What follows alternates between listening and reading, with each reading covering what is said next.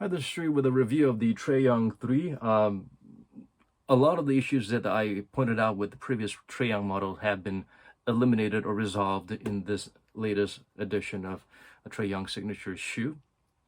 First of all, for a size 9, it weighs about 430 grams, but yeah, it doesn't feel as heavy as what the digits show, which is important. But you can feel there's some dead weight around the midsole. So if they could have shaved this off a little bit, just like what they did with like the crazy lights, the heel comes out and the midsole is right below it to provide that quick first step. They call it the speed frame, sprint frame, or whatever they call it. They try to reduce weight and they try to reduce the response time. But once you put it on, you don't feel any kind of a deadly hindrance because of the thickness of the midsole around the heel. In fact, the foam cushioning responds very quickly, softly, and deftly and nicely all around. I don't know what it's called, but it's what you saw in the adidas slipper printed type of material version. This is, I feel, is a better version of what we've had in the past.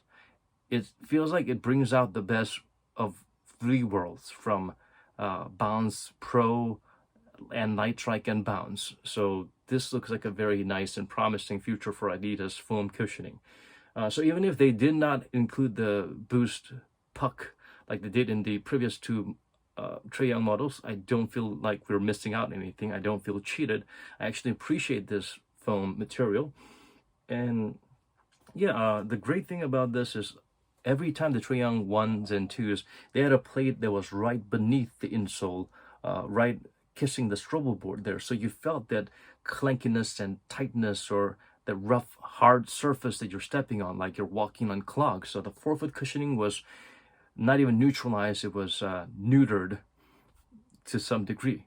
But this time, they've actually had the sense enough to just have a minimal amount of spring torsion plate in the part where you need it, and you can see it's visible from the translucent outsole. That's how closer to the outsole it is, so it's not hindering the cushioning and your foot in any way.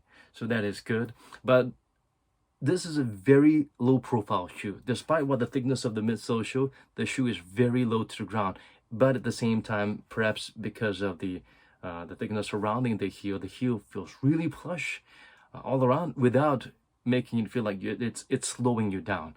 Maybe it's the rounded edges or whatnot. It feels like the cushioning is responsive and soft and absorbs the shock nicely and provides a great amount of responsive comfort. But on the forefoot, although the foam is good and nice and there's no stupid plastic plate hindering you, it is very low to the ground, so it's very minimal. So they do provide a decent thin EVA insole, but I would suggest getting a thicker polyurethane insole or a thicker EVA insole to go with this. Any slightly thicker insole would complement or enhance the forefoot cushioning a lot more. Even if you use a much thicker insole replacement, because the shoe is overall very low to the ground, you will not feel any level of added instability. It's very rounded around the medial and lateral area, very much like the Kyrie's. Everywhere there's this roundness all around to ensure there's traction, and it supports all kinds of movements, whether how unstable you're touching down on the floor with these edges or parts.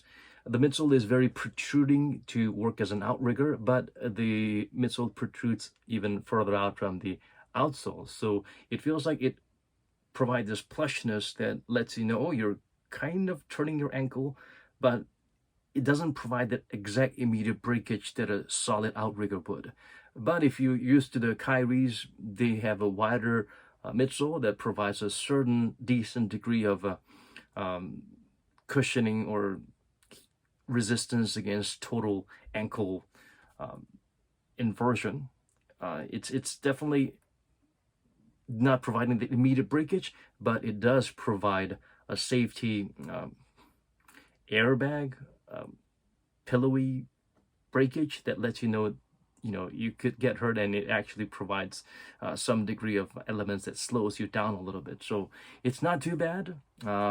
Could be better, but yeah, not something that I can complain about very seriously, or I would say this is a deal breaker. It isn't. The fit is, you can go true to size. If you have a very narrow foot and you like a tight fit, you can go down half a size. If you have a very wide Shrek kind of feet, you can actually go true to size, or maybe half a size up, but overall it fits nicely without having any wonky dead space around the toe box area. But again, the lace loop starts from way above here instead of somewhere closer to the toe box area. I wish they could have made some changes. This is definitely an improvement from the previous Trae models where they had like 1 or 2 lace loops around the close to the ankle, which was very, very stupid. For this, if you want to wear this and you try it on, if you feel like this mold itself actually hugs your foot nicely and provides a secure fit, you only need to lace up these 4 little lace loops. That's great for you. But for those who might want some additional safety fastening, I would suggest poking a few holes closer to the toe box area to have some more lace loops to tighten the shoe up a bit. Because if not, you will feel, traditionally, as we've seen in the previous Trae Young models, heel slippage is there. I wouldn't say it's like, crazy bad, but pretty bad. Give it a try. Maybe people, different feet, heel, different shapes, different strokes for different folks. Maybe it will not be as bad for you, but generally I think most people will feel a certain amount of heel slippage with this shoe, and adding some laces would definitely help tighten things up. The heel cup is there, getting the job done, but not really hugging your heel nicely. The padding is there. Everything is good. It doesn't pinch or anything like that. Overall, it's nice. The greatest thing about this shoe, I think, is, other than the cushioning, is the outsole pattern. Is crazy good. They remind you of the little nodules you've had in the Kobe 10s, which you thought it will wear out immediately, but they're actually more durable than you thought. The herringbone pattern is kind of wavy, but in a not stupid way. It actually works. The traction is really good. It's not crazy sensitive to dust at the same time, which is crazy because most crazy good tractions are somewhat sensitive to dust. So this is a very nice throwback to what they've had in the previous Adidas Crazy Quick models. I think many would agree this is the greatest basketball shoe traction possibly ever, arguably the greatest. But if you remember these traction pattern, the herringbone, they're not the most resistant one. If you were to wear them outdoors, it will wear out rather quickly. Not as quickly as crappy midsole turn outsole kind of shoes like Under Armour Flow, which would just be razors. But still, yeah, it's not exactly recommended for you to wear this on tougher terrain outdoors. Indoors is where this shoe should be used because the traction is a very wonderful thing that this shoe comes with. Compared to the previous Trae Young models, this has the greatest traction relatively and the greatest midsole cushioning. In fact, for Adidas models I've had in recent memory, this is as revolutionary as the bounce midsole that impressed us in the Damian Lillard 2s, except it's lighter and it's fluffier and it's way lower to the ground and it's more responsive and soft at the same time. Just, tinker with a thicker insole.